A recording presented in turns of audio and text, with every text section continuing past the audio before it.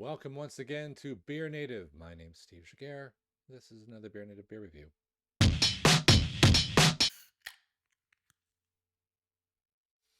Okay, if you're new, subscribe. Catch me on Untapped. It's Steve Jagger. It's all one word. It's just going to come up here in a second, right there. And I'm on Twitter and Instagram. But other than that, let's get to it. In this one, I'm going to be reviewing a beer I got from another brewery that I don't know much about called Vibrant Forest. Vibrant Forest is in the New Forest in the UK, and they look pretty cool. So, you saw a good look at it there. I'll just bring that up for 2 seconds. There it is. Fancy art. We'll take a closer look at them in a minute, but let me just grab it out of the fridge. Whoa.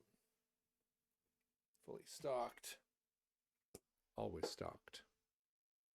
There she blows. That is Vibrant Forest. Cool art, eh? Nice little texture. Eye-catching. Ambient Techno is the name. Moutere, IPA. Moutere is named after the hop. So this is a single hop, I'm guessing, or a dominant hop. But we're going to find that out in a moment. Let's read a little bit more about it. There it is. Moutere hops from New Zealand. Taking center stage, lashings of grapefruit, light tropical fruit, passion fruit. That sounds good. Oh, so there's a little bit of Simcoe and Centennial in there to give it a little bit of piney bite. That sounds good, right? 6.2%. Vibrantforest.co.uk. Let's bust it and see what we think. New Zealand hops are good. I'm a fan. Let us check it out. Let's see if they made it cloudy. It looks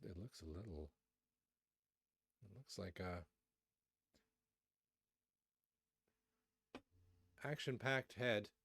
I don't use this glass too often. Glass is handy if you have low carbonation in your beer because of the virtual bubbles in the glass. But that's dense, isn't it? That is,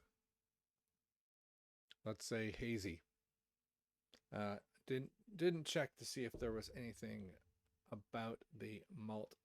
What do they have? Malted barley. Oh, okay. They have wheat, so it's not a gluten-free beer, but it is vegan. So there we go. Let's give it a smell. Oh. Wow, that's peachy. A little bit of dankness there. Wow, I'm getting more into it than I maybe should. Let's have a little sip and just break that ice.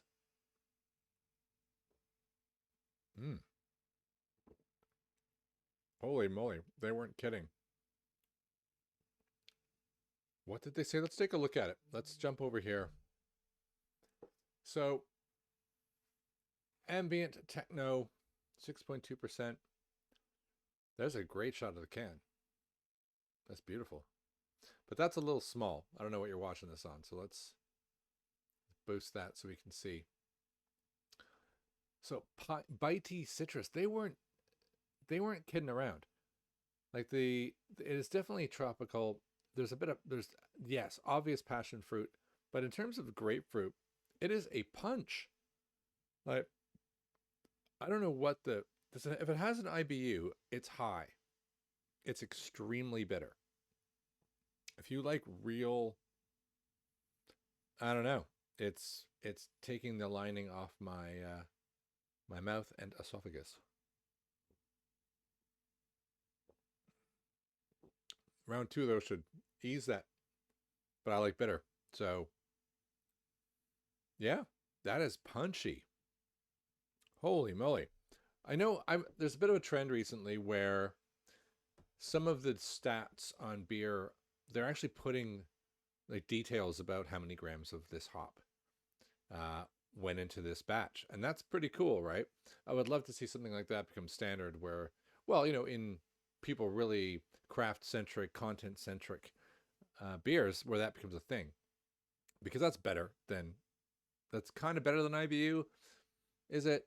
I mean, IBU is kind of based on that. So, but anyway, I like knowing how bitter it is that I'm getting into before I get into it. It's crazy. So I would say, imagine if you can, the the Simcoe and Centennial, but just turn it up. Like say whatever that you would normally put in. So it's like you're expecting those kind of juicy IPAs, but then turn it up to not even 11, 12 even, in terms of the piney bitterness that is backing that grapefruit flavor. So cool. I like it. I think it might divide some people though. So you got to really love your bitters. What would I give it on flavor? I think it smells wonderful.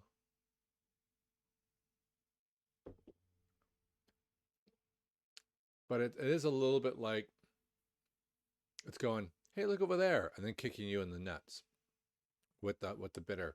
It doesn't quite convey, even though it says bitey, just how bitter it is. Probably give a. Do I want to mark it high? I think it's a. I think the bitter's a little too hot. Like it's a little. So I'm gonna give it 7.5. So there we go. I can think of beers that are almost like this, but just not quite. Like, do I want to know what Moutere hops are like? Well, yeah, thanks. That is a harsh lesson, but it doesn't make me. I try beers that are single hop or single hop forward, so I get a feel for whether I want to seek them out, and I'm not entirely sure this is the best example of that. But it's good, you know. All right, so there we go. We can learn a little bit about them actually, if you while I think more about the other scoring mechanisms here. They are recently, I think they're pretty recent. It doesn't say when they were founded, but they're in the forest, small brewery. If we want to take a look at what they look like generally, we can take a quick look here while I take another sip here. But I like their art style. I like the logo. You know the logo's good when you would wear it on a t-shirt, essentially. So you see the consistency with sort of the art in the background as a backdrop. It looks good. And this is the one I've had over here, Ambient Techno. I could just see it there. But they have a lot. Look at the cognac barrel aged imperial coffee stout. They have one here called Juicy IPA, so maybe that is in stark contrast to the one I'm having. The Moutere, they have some Equinox and Centennial. They're really like experimental in terms of they're really advertising, these are the hops we've got in here. This is the way you want to buy it, which is really what I like. So there's a decent chance I'm going to put an order in with them because they seem to make beers I like. There is no question there. So not bad, right? All right. Well, let's come back here. So, got that crap up there again. Do subscribe.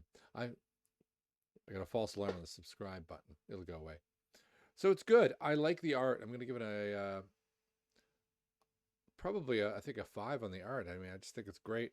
It stands out. I'd buy it if it was on a shelf. I like it in my hand. I'm curious about it. It made me go to the website. All the good things about the art made me feel like I should like this beer, and I do. Its packaging is just standard, so it's going to get an 8 there. It gives it a little bit of a boost in the 7.5. Is it unique? I think that's a relatively unique hop, so I'm going to give them a 4 on uniqueness. Just a 3 on accuracy because they tried to describe it. I think it could have been better.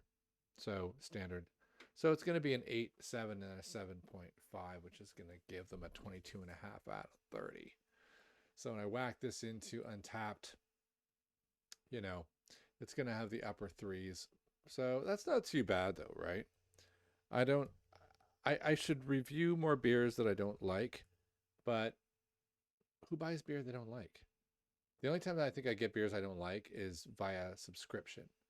When someone just sends you something and you're like, this is garbage. I guess maybe when I'm experimenting. But all right, let's wrap that up. So it'll be a 3.8 on Untapped.